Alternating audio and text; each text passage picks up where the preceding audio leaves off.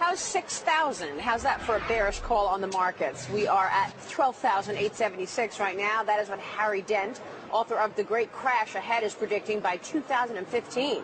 He says it's not the fiscal cliff, but another issue that will trigger the next financial meltdown.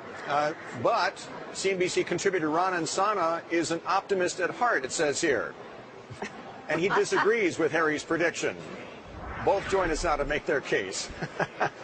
How are you, Ron? Hey, I'm fine. Why are you laughing, Bill? It's not the Ron and Son I know, but at least you're bullish in this particular case here. Harry, is this a technical retest of the March of 09 lows that you're calling for, or is something fundamentally going to happen that's going to send us back down there again? Well, again, the U.S. stimulated the last crisis with our subprime crisis, but the world was awash in debt, unprecedented debt, and demographic trends for the baby boom were set to slow. Now we got the same thing replaying with Europe set to be the trigger this time with their sovereign debt crisis. We've got even greater debt ratios now in most countries around the world, and demographics is getting ready to slow even more in the next few years. So I think we're primed for a crisis, but this time it's going to be Europe that triggers it, not our fiscal cliff, not our Fed. And if we could take the whole world down, Europe can take the whole world down. And think of it this way. We've had two bubbles, and now we're in a third one. Each bubble has taken us a little higher. Each crash has taken us a little lower. So 6,000 is simply the bottom trend line through those bottoms, including the 64.40 in early 2009, and it's just a slight new low. It's not anything that should be unexpected given the trend.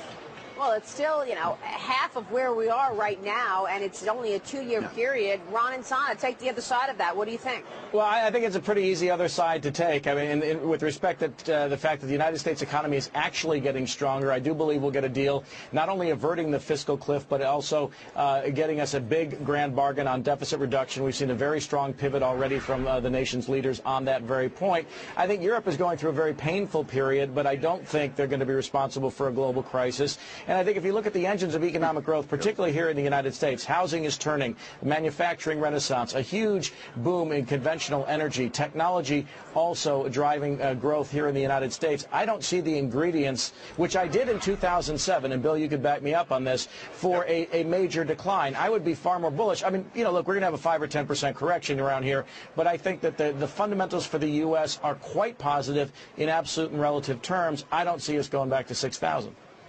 Harry, I mean, we would have to see a disintegration of the European Union, the Eurozone, basically, to have that kind of an impact on the U.S. economy, wouldn't we?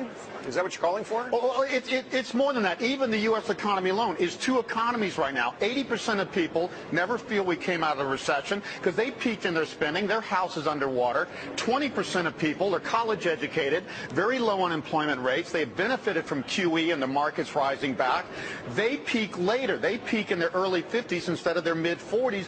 They're due, the wealthier part of our economy that's still 50% of spending is due to tailor off. The demographics in Europe just go off a cliff for many, many years to come. Yes, you can have nice little things in the economy and stimulus, but you can't get older people to spend money. And Europe has the worst problems because they have the worst demographics. Yeah, listen, Robert Malthus, the economist in Britain, taught us that demographics do not have a very strong predictive value, particularly when it comes to markets. Look, in 1998, Harry wrote a book saying the Dow was going to 35,000. In 2009, he wrote about the Great Depression that was ahead, and the S&P's gone up 110% off the lows, and the economy's gone to new highs in GDP, retail sales, and car sales have rebounded rather nicely. I would not. No, absolutely not. But I would not predict stock market trends based on some of the factors that Harry cites. Hey, Ron, you and this guy don't know what you're talking about. The correlation with a 46-year lag on the birth index with the economy and the stock market is unbelievable. We said in 1992 that the economy would top around 2007. We'd go into a 12 to 14-year downturn. We predicted with demographics against the grain that Japan would collapse from 1994 back in the late 80s, and nobody saw that coming. Demographics is the ultimate leading indicator. People do predictable things as they age, and they peak in their spending at age 46, and they spend less the rest of their life. You cannot fight that with a generation the size of the baby boom with stimulus. No, you cannot. Sure you can. I'll bet you on that in the next year. You cannot. Happy to bet it, but the thing is, Japan didn't fight it. Ron, how did Japan's market do? Their baby boom peaked in the early to mid-90s, and they've been down and lower lows in their stock market for years and years.